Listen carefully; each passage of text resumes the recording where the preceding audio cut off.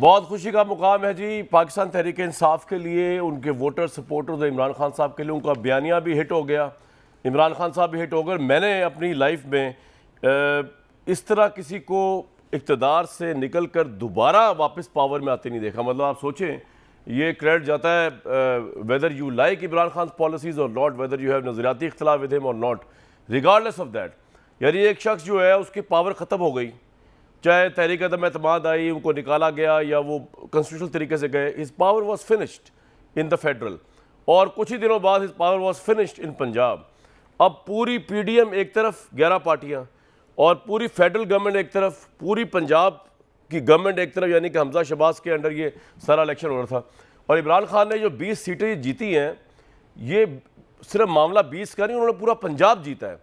एक शख्स जो इक़्तिदार से निकाल दिया गया हो या इक़्तिदार से हट चुका हो, एक शख्स जो कि जिसके पास कोई पावर नहीं है, केपी की पावर तो कोई पावर नहीं थी ना फेडरल लेवल पे, या पंजाब की पावर से कोई कंपैरिजन नहीं है पॉलिटिकली स्पीकिंग।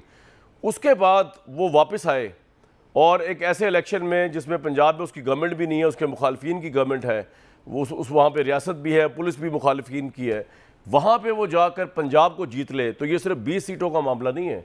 ये इमरान खान की एक पर्सनैलिटी, उनकी लीडरशिप, और मैं तो कहूँगा कि जैसे मैंने कल ट्वीट भी किया था, he is the man of moment, कि जो मोमेंटम उन्होंने बनाया, जिस तरह लोगों ने उनको वोट दिया, और ये बहुत बड़ी बात है। ठीक है, नून लीग कह रही है जी 20 सीटें, अभी मरीम नवाज साहिबा का मेरे सामने पड़ा हुआ है, वो कह रही हैं इमरान खान साहब को कि अपनी ही 20 सीटों पर 5 हार जाने पर ज़्यादा जोम में आने की ज़रूरत नहीं। ये इनका बयान नहीं है, लेकिन अगर एक आप ऑब्जेक्टिवली, मैं तो ट्राई कर रहा हूँ, ट्राई टू बी ऑब्जेक्टिव, ये बहुत बड़ी बात है किसी शख्स का इस तरह खड़े होना। और मैंने दूसरी बात, इतना साफ शफाफ ज़िमनी इंतखाब नहीं देखा। ज़िमनी इंतखाब क्या होता है? जो हुक्मरान जमात जीती है मैक्सिमम केसेस के अंदर, इतना साफ। ठीक है, इमरान खान साहब ने आज कौम से खिताब किया, I don't agree to that content कि जिसमें उन्होंने इलेक्शन कमीशन को भी धो दिया है, इलेक्शन कमीशन को भी कह दिया। ये इलेक्शन कमीशन ने तो बड़ा साफ शफाफ नतीजा दिया है। मतलब इससे ज़्यादा साफ शफाफ रिजल्ट क्या हो सकता है जो ये हुआ है इन 20 सीटों के ऊपर। और उससे बढ़ के जो न्यूट्रल्स को पीटीआई ने और इमरान खान साहब ने निशाने पर रखा हुआ था, आज अगर न्यूट्रल ना होते इस इलेक्शन में, तो ये 20 में से आप एक सीट भी नहीं जीत सकते थे।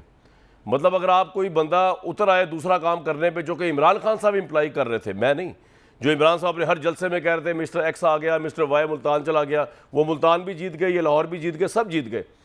तो हमें इस चीज़ का भी इदराक करना चाहिए और चीज़ को अप्रिशिएट करना चाहिए कि इलेक्शन कमीशन तो रहा, इसमें न्यूट्रल बादियों नज़र में नज़र भी आया, न्यूट्रल्स भी 100% न्यूट्रल है, वरना ये इलेक्शन साफ शफाफ हो ही नहीं सकता था। और जो इमरान खान साहब कह रहे थे कि वो ये कर रहे हैं, वो ये कर रहे हैं, XYZ ये कर रहे हैं, वो अगर ये करते तो भाई ये नतीजा ना होता, बल्कि ये रिवर्स होता, 5 इधर 15 उधर। लेकिन आज का दिन इमरान खान साहब के नाम, पंजाब में उनकी गवर्नमेंट बनने जा रही है। सबसे बड़ा सवाल अब ये है, 2 सवाल आते हैं कि शहबाज शरीफ साहब, वो ठीक है कमेटियों में बैठे हुए हैं आजकल, वो रिपोर्टें पेश कर रहे हैं। रिपोर्ट आई है कि जी वो नवाज़ शरीफ का नज़रिया, नवाज़ शरीफ साहब का नज़रिया जो है जीत गया, और बेसिकली ये हुकूमत हार गई PMLN की। ये फजूल सी बात है। नवाज़ शरीफ साहब की आशीर्वाद के बगैर ये गवर्नमेंट पावर में आ ही नहीं सकती थी। ऑब्वियसली शहबाज शरीफ साहब का अपना भी एक इंटरेस्ट था बादियों नज़र में, जो नैब के केसेस उन्होंने अपने क्लियर कराने थे। नवाज शरीफ साहब का भी इंटरेस्ट होगा, उन्होंने वापस आना है। ऑब्वियसली पंजाब में अगर इनकी गवर्नमेंट, पंजाब गवर्नमेंट समरी बना के दे गवर्नर को, तो सज़ा भी सस्पेंड हो सकती है। बहुत सी चीज़ें जहन में होंगी जिसकी वजह से सारा कुछ किया गया। तो अब उसको ओन करें शिकस्त को। अब ये नहीं आज वो बैठे हुए थे कोर कमेटी में, देखा जी वो मॉल टाउन के अंदर बैठे हुए हैं, उन्होंने रिपोर्ट बना के पेश की है PMLN को। रिपोर्ट क्या पेश की है कि जी हम इसलिए हारे, वो महंगाई वगैरह तो ठीक थी, वो मसला ये था कि हमारे जो कैंडिडेट्स थे वो सही नहीं थे, और अवाम हमारी PMLN की वोटर। भाई आप इतने झांदीदा सियासतदान हैं, आप कोई टेक्नोक्रेट्स तो नहीं हैं, आपके बच्चे तो नहीं है, आपने तो पता नहीं कितने इलेक्शन लड़े हुए हैं। PMLN से कह रहा हूँ मैं, आपको यही नहीं पता था कि आप लोटो को वोट दे रहे हैं या सीट दे रहे हैं, टिकट दे रहे हैं, तो आपकी किससे सुननी है? और लोटो को आप दे रहे हैं, आपको नज़र नहीं आ रहा था मोबिलाइजेशन नहीं होगी अवाम पंजाब की, ख्वाह वो नून लीग की और PTI के हो, तो पाकिस्तान की अवाम ना, शऊर तो है उनमें, उन्होंने अपने शऊर से उठा के बाहर फेंका। तो अब आप जो रिपोर्टें पेश कर रहे हैं, ये तो अब आप जो है वो जिसे कहते हैं ना कि खसियाली बिल्ली खंबा नोचे, वो वाला हिसाब है। लेकिन $1 मिलियन क्वेश्चन जो है वो ये है कि अब आगे क्या होगा। और शहबाज शरीफ साहब की गवर्नमेंट तो सिर्फ रह गई इस्लामाबाद, और शेख रशीद साहब से मैं एग्री करता हूँ कि वो CDA के प्राइम मिनिस्टर रह गए हैं सिर्फ बन के। ये वाहिद प्राइम मिनिस्टर हैं। वो ठीक है, आप कह रहे हैं जी कोलिशन गवर्नमेंट है, तो कोलिशन की पीपल्स पार्टी की सिंध में भी है, लेकिन ये वाहिद प्राइम मिनिस्टर है, यानी जिस पार्टी को ये लीड कर रहे हैं PMLN, इनकी किसी भी सूबे में कोई गवर्नमेंट नहीं है। मैं तो हैरान हूँ क्या मॉरल ऑडेसिटी है जिसमें अभी भी गवर्नमेंट की जा रही है। क्या पॉलिटिकल विजडम है जिसमें अभी भी शहबाज शरीफ साहब जो इक़्तिदार के साथ हैं, इनको तो 24 घंटों में कहना चाहिए था कि जनाब ये पंजाब का इलेक्शन आया, इसमें हमारी ये जो कोalition गवर्नमेंट है इसके खिलाफ अवाम का रेफरेंडम हुआ, इमरान खान जीत गया, हम अपनी शिकस्त तस्लीम करते हैं, फ्री एंड फेयर इलेक्शंस के लिए बात करते हैं। लेकिन ऐसा कुछ होता हुआ भी नज़र नहीं आ रहा। लेकिन हम जानने की कोशिश करेंगे। हमारे साथ आज जो लोग मौजूद हैं, अली नवाज ऐवान साहब, सेनेटर मुसद्दिक मलिक साहब, इरशाद भट्टी साहब। सबसे पहले भट्टी साहब, ये इलेक्शन इमरान खान साहब के तज़्ज़ियों, दावों और ख़दशात और इल्ज़ामात के बरक्स न्यूट्रल डोमेन में हुआ, इसे आप एग्री करेंगे? कोई मिस्टर एक्स, कोई मिस्टर वाई नहीं आया, अगर आ जाते तो ये रिजल्ट भी ना होता। इस पर भी कमेंट कर दीजिए। और आगे ये जो बदतरीन शिकस्त हुई है शहबाज शरीफ साहब की गवर्नमेंट को, इसके बाद जब पंजाब भी चला गया इमरान साहब के पास, तो करना क्या चाहिए गवर्नमेंट को, क्या कहेंगे भट्टी साहब? सबसे पहले कामरान भाई, और आपको हज मुबारक हो। बाद इमरान खान भट्टी साहब, आपको हज मुबारक हो, आपने हज किया और आप पहले पाकिस्तानी हैं जिन्होंने अरबियों के साथ बैठ के मक्का मदीना का एरियल व्यू भी किया। मैं ये तो बाद में पूछूंगा ये आपने किस तरह किया, लेकिन बहरहाल जी फरमाइए। बहुत शुक्रिया हज का। और मैंने 3 हज पहले किए हुए थे बेगम के साथ, और ये हज मैंने अपनी बेगम के लिए किया था। अल्लाह उसको बख्शे, उसको जन्नत नसीब करे। और अल्लाह का शुक्र है हज अकबर था, अल्लाह का लाख लाख शुक्र। तो सवाल की तरफ है कि सबसे पहले तो इमरान खान को मुबारकबाद कि उन्होंने नून लीग को उनके घर और गढ़ में हराया। बिल्कुल। दूसरा, मुस्लिम लीग नून को मुबारकबाद देना चाहूँगा कि उन्होंने हार मानी, खुले दिल से हार मानी, और ये मैं पहली दफ़ा देख रहा हूँ।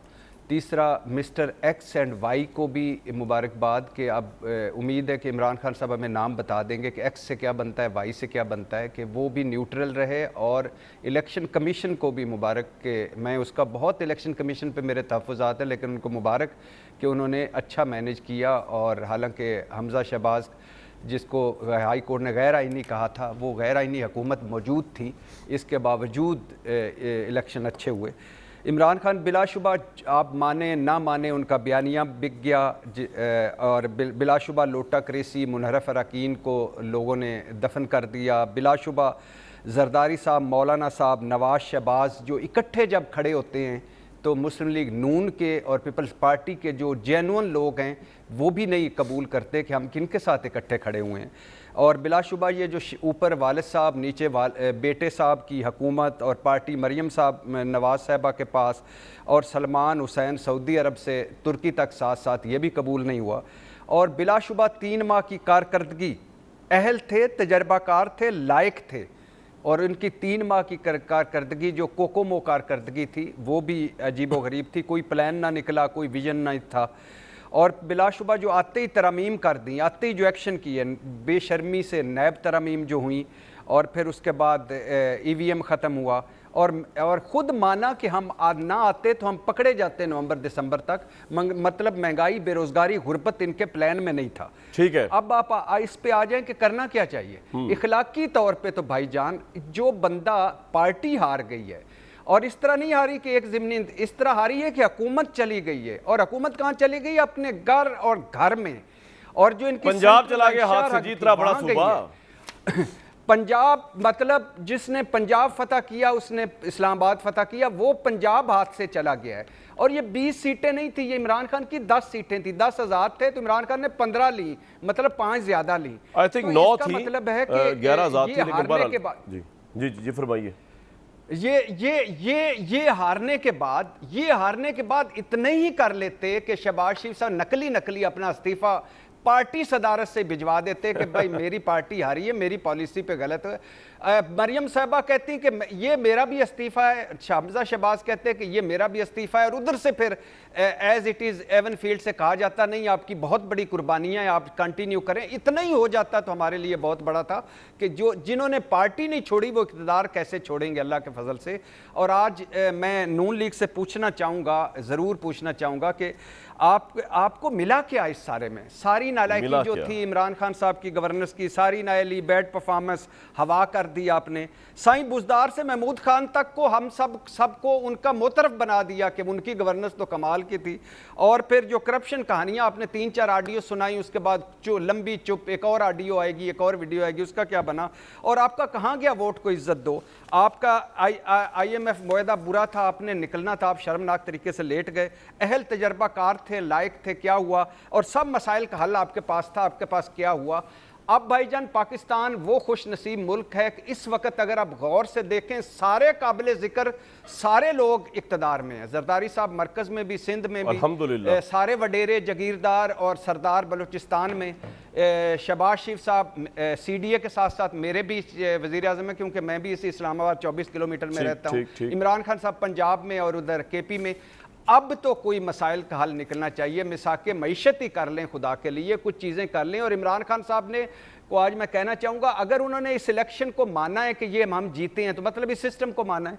अगर इस सिस्टम को माना है तो आए वापस असेंबली में आकर ये चेंज करें अपना चीफ। भट्टी साहब एक बात बताएं, लेकिन आज आप कह रहे हैं, मुबारकबाद दे रहे हैं आप मिस्टर X और Y और न्यूट्रल्स को और इलेक्शन कमीशन को आप मुबारकबाद दे रहे हैं। इमरान खान साहब ने न्यूट्रल्स की आज जहाँ तक मैंने सुना कोई तारीफ नहीं की, जिस तरह खदशात न्यूट्रल्स के हवाले से उन्होंने बोले थे इलेक्शन में, और इलेक्शन कमीशन की तो उन्होंने जो है वो ऐसी तैसी कर दी ना, और उन्होंने कहा जी रिज़ाइन करे चीफ इलेक्शन कमिश्नर। आपके ख्याल में क्या वजह है इसकी? क्या ये जो फॉरेन फंडिंग केस आ रहा है इसमें ज़्यादा प्रेशर है, या आपको लगता है कि जेन्युइनली वो बिलीव करते हैं कि इलेक्शन कमीशन अभी भी मिला हुआ है नून लीग के साथ इस रिजल्ट के बाद भी?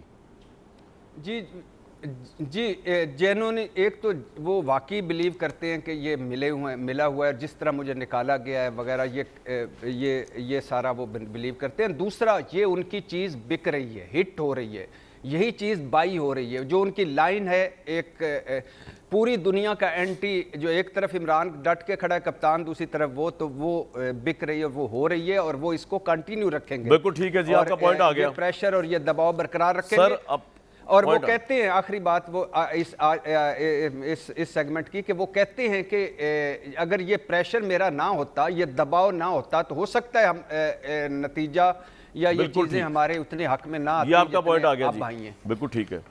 मैं लोगों को बता दूं कि 2000 अच्छा, वैसे आज एक मेरा सवाल मुसद्दक मलिक साहब से कीजिए, पूछिएगा। आज वो महंगाई का तो मुझे ज़रूर बताएंगे, दालें, घी, आटा, तो पूछिएगा आज जो सिलेक्टेड था वो इलेक्टेड हो गया कि अभी भी कोई कसर बाकी रह गई है? अच्छा, यानी इमरान खान की बात कर रहे हैं आप, ठीक है। लेकिन मैं लोगों को बता दूं इन्फॉर्मेशन देने के लिए, आज अली नवाज ईवान साहब तो इतने सीरियस हुए हुए, लग रहा है कि इलेक्शन हार के आए हैं। अली भाई थोड़ा खुश हो जाए यार, इलेक्शन जीते हैं आप तो बिल्कुल मुसद्दिक मलिक साहब की तरह ताज़ियती मूड के अंदर बैठे हुए। लेकिन चले बहरहाल, तो आपकी अपनी मर्जी, जिस तरह चाहे आप बैठे। मैं 2018 का बता दूँ, ज़रा लोगों को दे दूँ व्यू पॉइंट। वो ये था कि PTI को 2018 में इन सीटों के अंदर 6,96,000 वोट पड़ा, यानी ऑलमोस्ट 7 लाख वोट पड़ा था, जो बढ़ के 10,48,000 चला गया, मतलब ऑलमोस्ट 10.5 लाख हो गए 7 लाख से। तो ये बहुत सिग्निफिकेंट चेंज आया, 3.5 लाख वोट बढ़ा है इन तमाम हलकों में जो इलेक्शन हुआ। इसी तरह नून लीग जो है उसको 5,30,000 वोट मिला था 2018 में इन जगहों पे। ऑब्वियसली वो हारी थी यहाँ पे, लेकिन अब वो हार के भी उनके जो वोट हैं वो हैं 8,84,000। तो ऑलमोस्ट 5, 6, 7, 3.5 लाख के करीब फ़र्क जंप जो है नून लीग को ही पड़ा। लेकिन it doesn't make any difference, क्योंकि जो जीता वही सिकंदर है, चाहे एक वोट से जीता हो।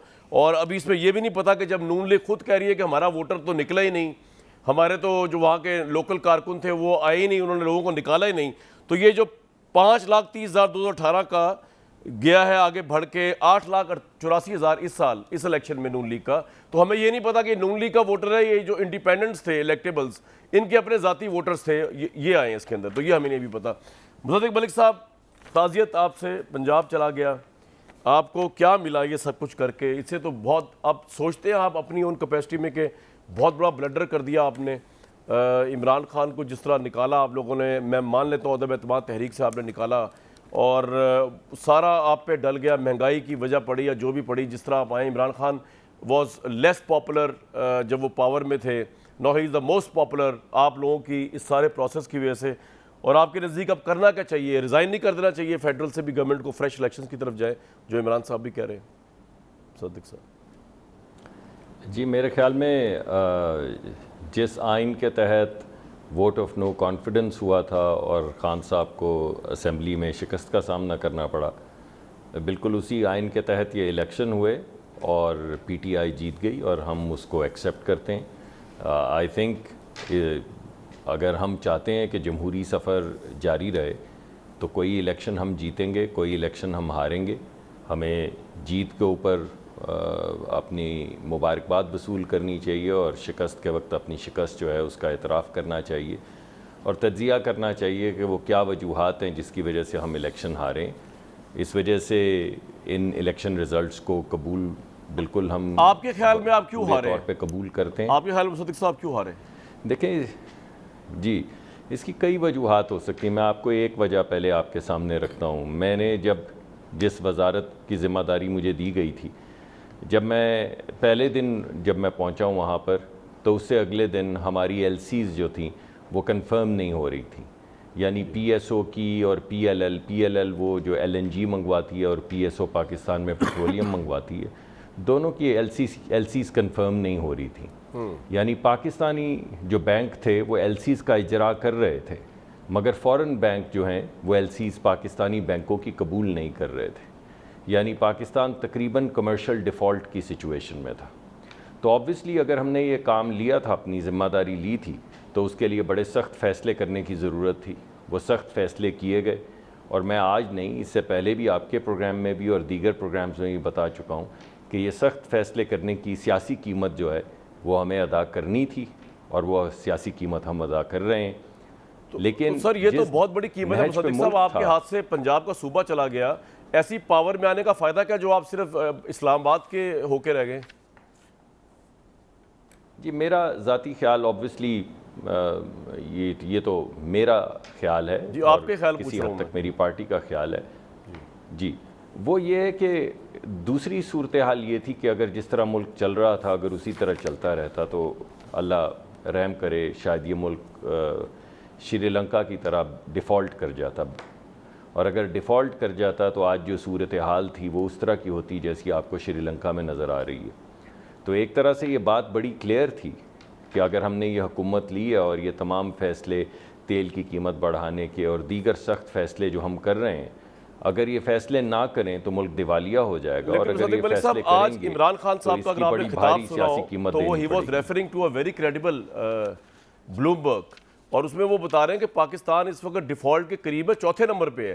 पहले नंबर पे श्रीलंका, चौथे नंबर पे पाकिस्तान है। तो आपने कौन सा सर तीर चला लिया फिर पावर में आके भी आप लोगों ने, अगर पाकिस्तान डिफ़ॉल्ट के इतना करीब पहुंचा हुआ है? जी, आपकी बात बिल्कुल ठीक है। यानी आप ये समझ लीजिए कि जिस दिन हम इक़्तिदार में आए थे तो उस वक्त हम डिफ़ॉल्ट से कुछ दिन दूर थे, और कमर्शली तो मैंने आपको बताया कि हम डिफ़ॉल्ट में चले गए थे, हमारी एलसीज़ एक्सेप्ट नहीं हो रही थी। अगर ये फ़ैसले ना किए जाते और एलसीज़ हमारी ना एक्सेप्ट होती तो मुल्क भी डिफ़ॉल्ट में चला जाता, और उसको मुल्क को डिफ़ॉल्ट से बचाने के लिए हमें बड़ी भारी सियासी कीमत जो है वो अदा करनी पड़ी है, और वो हम अदा कर रहे हैं।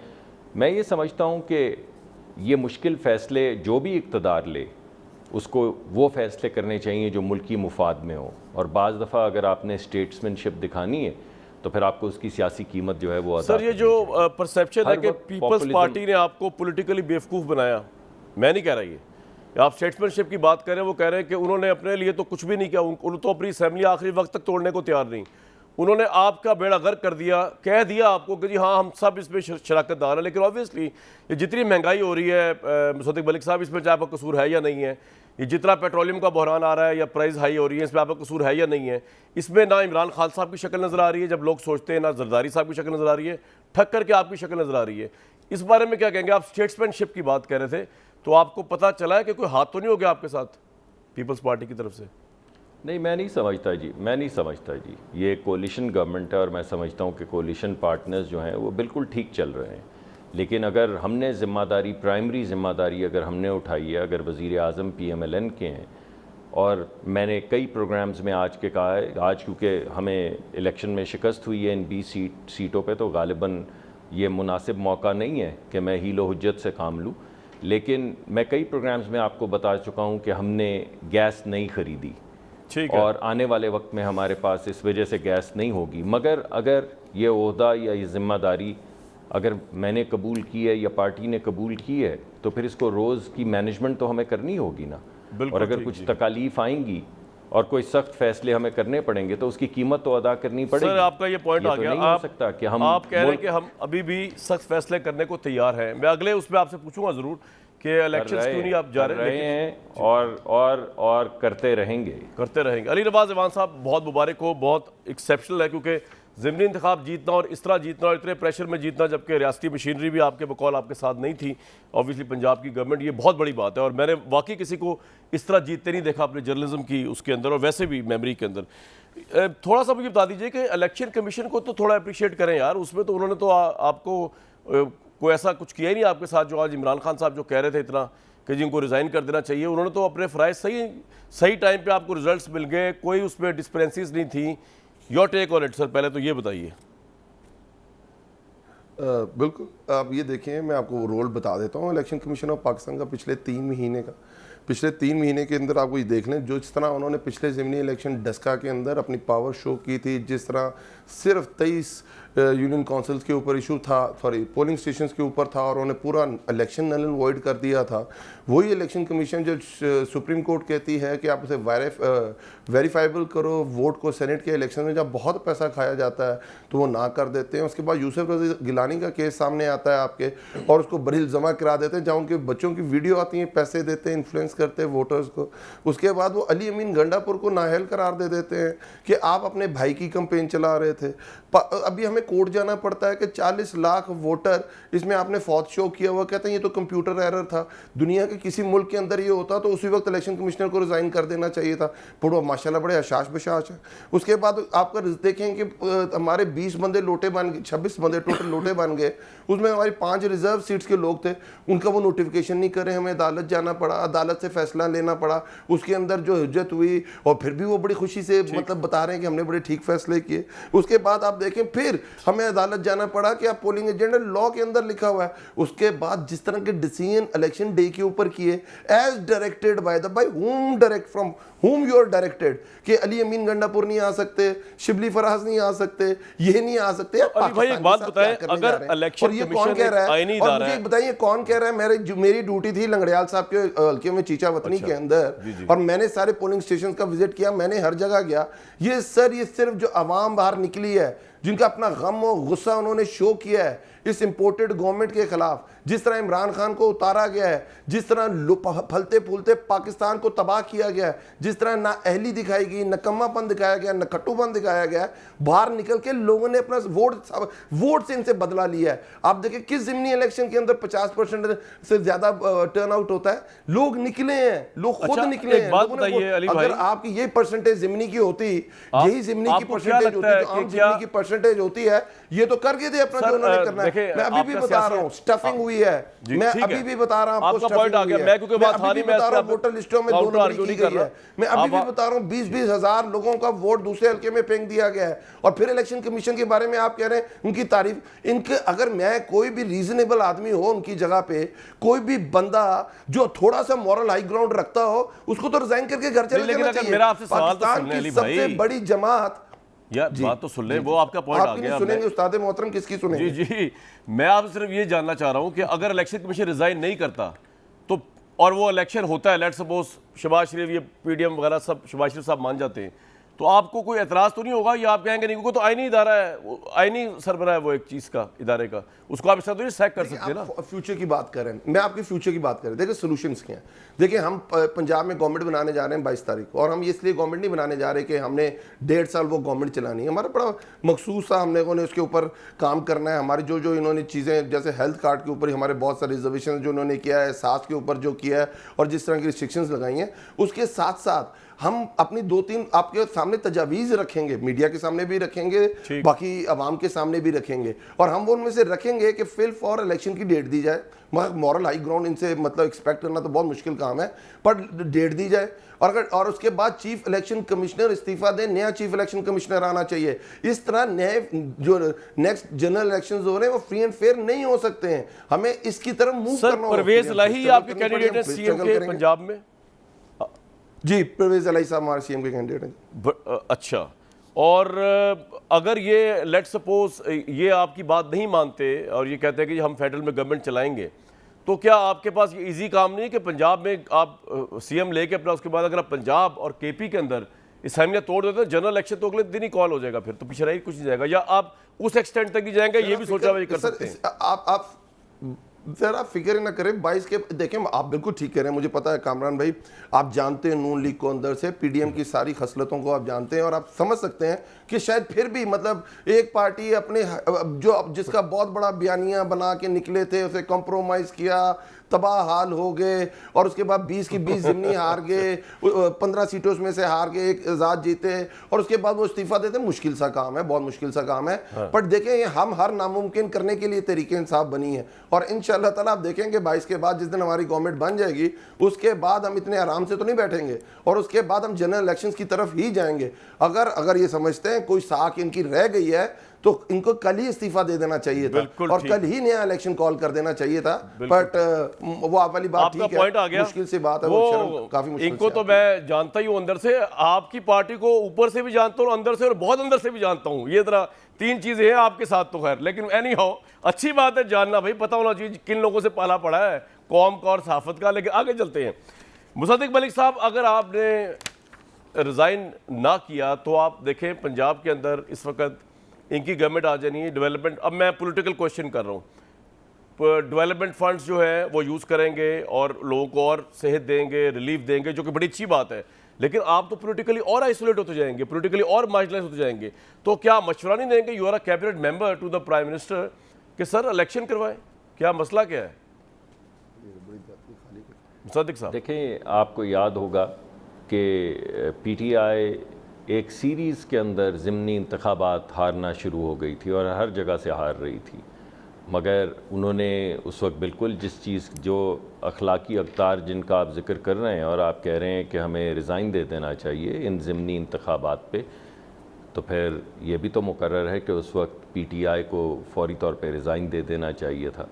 जैसे आज पीटीआई कह रही है कि हमें इलेक्शन कमिश्नर के ऊपर एतमाद नहीं है, और हम तो इस बुनियाद पे कह रहे थे कि हमें नैब के चेयरमैन पे एतमाद नहीं है कि उनकी वीडियो जो है वो लीक की इनके एक एडवाइज़र ने, और अब वो चीज़ वाज़े शक्ल में सामने आ गई है कि उन्हें ब्लैकमेल कर रहे थे, तो उन्हें भी रिज़ाइन करवा देना चाहिए था, ये कर देना चाहिए था। इस वजह से ऐसा तो नहीं हो सकता कि जब आप हारें इलेक्शंस तो आप कहें कि नहीं हमारा रहना तो मुकर्रर है, लेकिन जब कोई और मैं इखलाकी पॉइंट ऑफ व्यू से भी बात नहीं कर रहा था, मैं पॉलिटिकल पॉइंट ऑफ व्यू से आपसे कह रहा था कि आप मार्जिनलाइज हो रहे हैं। मैं भी पंजाब में इनकी गवर्नमेंट है जी, मैं भरपूर ताकत के साथ। जी जी जी ये जी बिल्कुल, मैं भी सियासी बात कर रहा हूँ। ये पार्टी बैठकर फैसला करेगी और अपने इत्तेहादियों के साथ मिल के ये हुकूमत बनाई थी। आज पहली मुशावरती इजलास हुआ है, तो हम मुशावरत करेंगे हमें क्या करना चाहिए। बिल्कुल ठीक है सर, मगर अभी तक कोई ऐसा फैसला नहीं हुआ, इस वजह से कोई रेजिग्नेशन। आपका ये पॉइंट आ गया। मैं एक ब्रेक पे जाऊंगा, लेकिन ब्रेक पे जाते हुए एक बड़ा अहम सवाल भट्टी साहब के लिए छोड़े जा रहा हूँ, बल्कि 2 सवाल। भट्टी साहब, एक तो ये कि जिस तरह बुज़दार साहब को लेकर एक पूरा अरसा जो है वो सवालात उठते रहे इमरान खान साहब के ऊपर। अब परवेज़ इलाही ऑब्वियसली पीटीआई तो नहीं है, तो परवेज़ इलाही जब सीएम बन जाएंगे पंजाब के, तो आपके ख्याल में इसका फ़ायदा होगा इमरान खान साहब और उनकी पार्टी को, या कुछ ज़्यादा फ़ायदा नहीं होगा? एक तो ये सवाल भी। और क्या नवाज शरीफ जो है, जो एक सामने बात आ रही थी पहले कि जी पंजाब के अंदर उनकी सज़ा सस्पेंड कर दी जाएगी, अब तो गवर्नमेंट वो पंजाब की नहीं रहेगी, फेडरल में ये कर नहीं सकते हो कि प्रेसिडेंट ने करना होता है अगर सस्पेंड करना हो। तो आपके ख्याल में नवाज शरीफ का आना फिर भी ज़रूरी है, चाहे वो जेल में आए अगर अगले इलेक्शन को नून लीग ने जीतना है, या वो बाहर बैठ के भी कंपटीशन सही हो सकता है? ये 2 बड़े अहम सवाल है भट्टी साहब जो आपसे पूछने, और बाकी पैनलिस्ट से भी पूछूंगा, क्योंकि ये सिस्टम जो है वो चलता नजर नहीं आ रहा वैसे बहुत से लोगों को। लेकिन ब्रेक लेता हूं जी एक।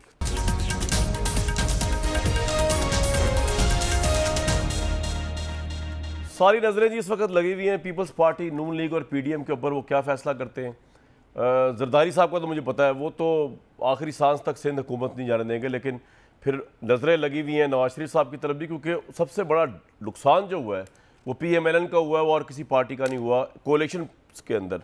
लेकिन भट्टी साहब, अब जो परवेज़ इलाही अगर वज़ीर आला पंजाब बन जाते हैं, और जो बनने जा रहे हैं ऑब्वियसली 22 तारीख को, आपके ख्याल में किस हद तक वो रिलेट कर पाएंगे तहरीक इंसाफ को, और किस हद तक आपको लगता है कि तहरीक इंसाफ के लिए बहुत अच्छा और खुशी और इत्मीनान का मुकाम होगा कि परवेज़ इलाही को अगर 5-6 महीने भी मिल जाते हैं और वो जो अचीवमेंट्स कर रहे होंगे, वो इमरान खान साहब के ही खाते में जारी होंगी, ना कि परवेज़ इलाही साहब के अपने खाते में जारी होंगी? कामरान भाई, पहली बात तो मुसद्दक मलिक साहब ने जो बातें की और इमरान खान साहब ने जो बात की कि हम चौथे नंबर पर हैं, अब अगर इमरान खान साहब को भी ये एहसास है और मुसद्दक मलिक साहब भी भुगत रहे हैं, तो खुदा के लिए बैक डोर पे इस मुल्क के लिए कोई इकट्ठे हो जाएं, इस मुल्क के लिए सियासत जारी रखें, एक दूसरे को वही करें जो कर रहे हैं, लेकिन एक बना दें कि चारों अब चार सब इक़्तिदार में हैं तो इस मुल्क को निकालें। अभी हम नहीं निकले उन मसाइल से, अभी FATF IMF बहुत मसाइल में, बहुत प्रॉब्लम में है। बिलीव मी, ये मुल्क है तो सारे हैं। तो मेरी तो दुआ है, मैं तो कह ही सकता हूँ कि मैं जितने जोगा हूँ कि ये प्लीज आप कह रहे हैं आपस में बैठ के, लेकिन इमरान खान तो इलेक्शन से कम बात ही नहीं कर रहे ना सर। इलेक्शन करवा लें सर, अगर इन मसाइल का हल इस वक्त इलेक्शन है तो क्यों नहीं करवा लें। आपके ख्याल में मसाइल का हल इलेक्शन नहीं है भट्टी साहब? आपके ख्याल में है फ्रेश मैंडेट होगा तो बहुत ताकत आएगी, बहुत चीजें क्लियर हो जाएंगी, बहुत वाजे आ जाएंगी। लेकिन भट्टी साहब ये अफोर्ड कर सकते हैं PMLN और PDM इस वक्त जो इमरान खान की वेव चल रही है इलेक्शन करवाना, और जो महंगाई इन्होंने कर दी है, ऑब्वियसली ये कह रहे हैं कि जी रियासत के लिए की है, लेकिन की तो है ना इन्होंने, ये अफोर्ड कर सकते हैं पॉलिटिकली इस वक्त इलेक्शन फौरन कराना? मैं परवेज़ इलाही साहब पे आने से पहले ये बता दूं कि ये अभी इलेक्शन नहीं करवाएंगे, नहीं। मेरा इस वक्त ये ख्याल है। क्यों नहीं करवाएंगे? क्योंकि एक तो मौलाना साहब जो दूध मलाई वाली वजारतें लेके अलहदा हैं और खोए मलाई वाली वजारतें और सिंध लेके जरदारी साहब अलहदा हैं, वो कभी नहीं चाहेंगे कि इलेक्शन हो। दूसरा, इस गढ़ और घर में हारने के फ़ौरन बाद नवाज शरीफ, शहबाज शरीफ साहब भी नहीं चाहेंगे कि इलेक्शन हो। तीसरा, 3 माह की इस कारकर्दगी के बाद कब कोई भी नहीं चाहेगा कि इलेक्शन हो। चौथा, इमरान खान की इस मकबूलियत की इस इंतहा पे पहुंचने के बाद कोई भी नहीं चाहेगा कि फौरी इलेक्शन हो। और 5वां नवंबर की तकर्री बाकी है। छठा, अगर ये इलेक्शन हो जाते हैं तो इस चीफ इलेक्शन कमिश्नर को तो इमरान खान मान ही नहीं रहे, कैसे होंगे, क्या होंगे, आगे पीछे क्या होगा। तो और जो इस्लाहत हो चुकी हैं और वो जो ओवरसीज के वोट, परवेज़ इलाही साहब पे आते हैं। बिलाशुबा आपको याद होगा, मुझे भी याद होगा कि इमरान खान साहब कल तक इनको पंजाब का सबसे बड़ा डाकू कहते थे। और आपको ये भी याद होगा और मुझे भी याद होगा कि 3.5 साल की हुकूमत में तकरीबन 2.5-3 साल इमरान खान साहब और परवेज़ इलाही साहब गिला करते थे कि शायद उनको हमारी शक्लें पसंद नहीं। मोहन्नस साहब ने तो कह भी दिया, मोहन्नस इलाही ने, कि मेरी उनको शक्ल पसंद नहीं। और फिर दूसरी बात है कि वो नेपीज़ बदलने वाला परवेज़ इलाही साहब का इंटरव्यू, और दूसरी बात यह है कि हमारे बंदे तोड़कर इमरान खान को दिया गया वो वाला इंटरव्यू, ये भी हमारे सामने है।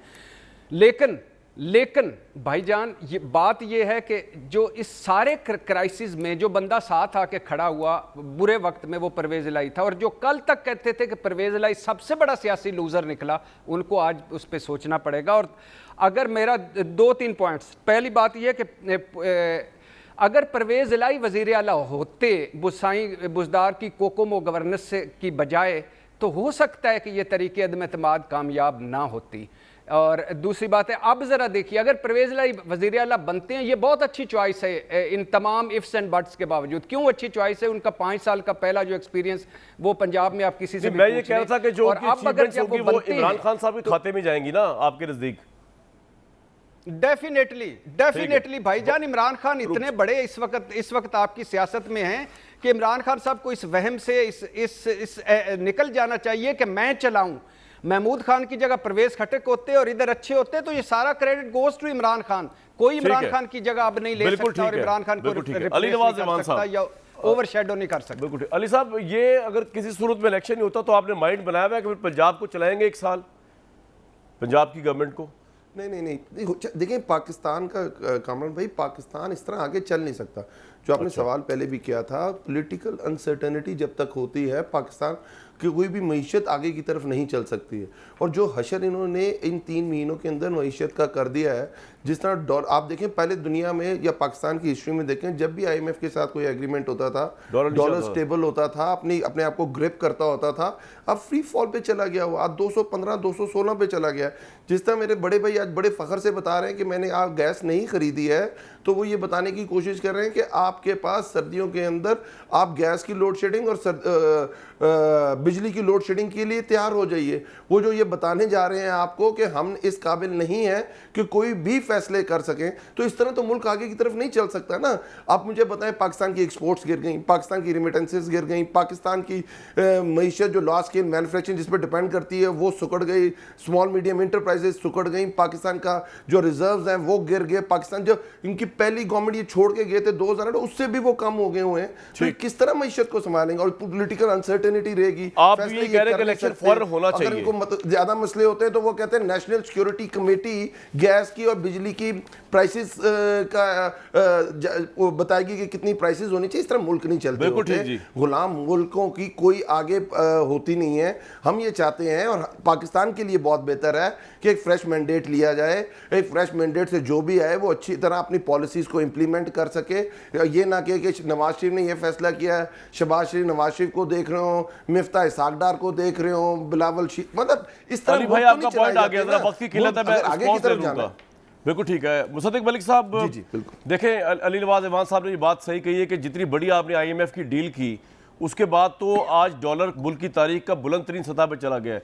लेकिन वो इस वजह से हुआ ऑब्वियसली आप जब कल इलेक्शन हारे हैं तो एक पॉलिटिकल क्राइसिस है। आप जितने बड़े से बड़ा इकोनॉमिस्ट भी यहाँ पे ले आए, जब यही नहीं पता कि आपकी हुकूमत अब गई और कल गई तो फिर ये मसला हल नहीं होगा। लेकिन आपके जहन में यही चल रहा है कि अगर आप इतने तमाम कॉस्ट पे करके अपनी पॉलिटिकल पार्टी की भी, पाकिस्तान की इकॉनमी की भी अगर फिर भी कंटिन्यू करते हैं, आपके जहन में यही चल रहा है क्योंकि इमरान खान ने मोमेंटम बना दिया, फौरी इलेक्शन आपके लिए पॉलिटिकल सुसाइड होगी, आपको स्वीप कर देगा इमरान खान, इसलिए नहीं करवाएंगे? देखिए दो तीन चीज़ें हैं। एक तो अभी जो थोड़ी देर पहले बात हुई है कि ये लोग फैसले नहीं कर रहे, जो पहले बात हो रही थी और इस बात में से एक ही बात सही हो सकती है ना। पहले पूरे प्रोग्राम में ये कहा गया कि आपने बड़े मुश्किल फ़ैसले किए हैं जिसकी वजह से महंगाई बढ़ गई है, जिसकी वजह से तेल की कीमत बढ़ गई है। पहले आपने ये कहा कि जो फ़ैसले पहली हुकूमत नहीं कर रही थी आपने आके किए हैं जिससे बोझ जो है अवाम पे पड़ा है। तो ये तो नहीं हो सकता कि हमने फ़ैसले किए भी हैं और नहीं भी किए। तो इनमें से एक ही बात सही हो सकती है। देखिए बात यह है कि जैसा कि आपने पहले बताया कि हम मुल्क को स्टेबलाइज़ कर रहे हैं और अपने फ़ैसले रोज़ कर रहे हैं।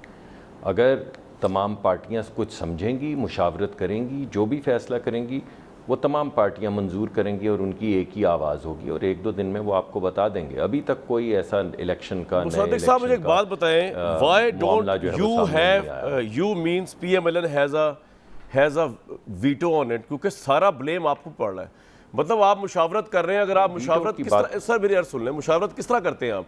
ऑब्वियसली आप तो फिर माइनॉरिटी में, अगर वो 11 पार्टी 10 पार्टी का इत्तेहाद है, लेकिन सबसे ज़्यादा पॉलिटिकल कैपिटल का लॉस आपका हो रहा है। आपकी वीटो आप ये नहीं कह सकते जी क्योंकि सारों ने मुशावरत करके कहा कि नहीं आप कंटिन्यू करें, अगले इलेक्शंस भी हारे, हारते जाए हारते जाए, आप कहें ठीक है जी हम आपकी बात मान लेते हैं। सर ऐसे तो नहीं होता ना, आप लोग पॉलिटिकल माइंड से कोई सियासी बच्चे तो नहीं, आप तो बड़े पुख्ता लोग हैं, बड़े इमरान खान साहब से पहले की सियासतदान है। ये किस तरह हो रहा है? आपकी इच्छा है तो ये सब कुछ हो रहा है ना आपकी ख्वाहिश के मुताबिक, वरना इतने तो नहीं आप मानने वाले जरदारी साहब को। ये मैंने तो नहीं बिल्कुल नहीं। आप जो बात कह रहे हैं 100% ठीक है। पहली 2 किस्म की मुशावरत हो रही है। एक मुशावरत पार्टी के अंदर हो रही है, कल पार्टी का पार्लिमानी इजलास भी है और बाकी जो हमारी दीगर पार्टियां उनसे भी मुशावरत हो रही है। और ये बात आपकी 100% ठीक है कि सबसे पहले पार्टी के अंदर की आवाज़ सुनी जाएगी और एक यकसुई के साथ जो भी पार्टी फैसला। सर नवाज शरीफ साहब बहुत नाराज हुए इलेक्शन के रिजल्ट पे और ये इतला दिया है कि वो खुश नहीं है। एक बात देख कंटिन्यू जी बताइए। जी सर बताइए। जी हम में से कोई भी खुश नहीं है,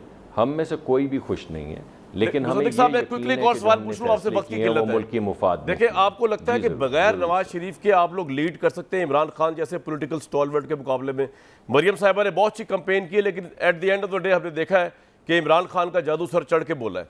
आपको एक लीडरशिप चाहिए, वो है नवाज शरीफ, वो है बाहर।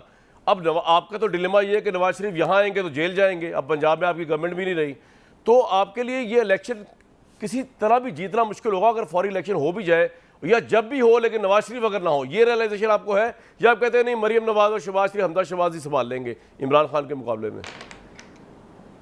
देखिए मैंने पहले तो शिकस्त को कबूल किया है, मगर दूसरा मैं आपको बताना चाहता हूं कि 20 सीटों का मतलब ये जिनमें से ये 15 सीटें जीते हैं, इसका मतलब 6 या 7 नेशनल असम्बली की सीट्स हैं। तो ऐसा कुछ पहाड़ नहीं गिरा है कि हम वाइप आउट हो गए हैं। हमें अपनी शिकस्त कबूल करनी चाहिए, उसकी वजूहात पे गौर करना चाहिए और उनको दूर करना चाहिए, मगर कोई ऐसा पहाड़ नहीं है कि हम जिसके नीचे दब गए हैं और अब निकल नहीं सकते। इंशाल्लाह हम इस्तकामत के साथ बढ़ते चले जाएंगे। आपकी इस्तकामत और जैसे और जैसे जो भी आपके इलेक्शन सब्र आएगा और भरपूर अंदाज आपकी में पेशेंस लड़ेंगे। को मुसद्दिक मलिक साहब मैं तो बड़ा एडमायर कर रहा हूँ, जितने सुकून से आप बैठे हुए हैं। लग ऐसे रहा है कि कल आपने पंजाब को सूबा ही फतह कर लिया है, सिंध में ही पीपल्स पार्टी को शिकस्त दे दी है, और आप कह रहे हैं हम यहाँ तसल्ली से बैठे हुए, हमें कोई निकाल के दिखाए। लेकिन आपकी इस तसल्ली के ऊपर मुझे ब्रेक लेनी पड़ गई है, मैं थोड़ी कॉफ़ी पी के अपने हवास ठीक करूँ। ब्रेक लूँगा जी।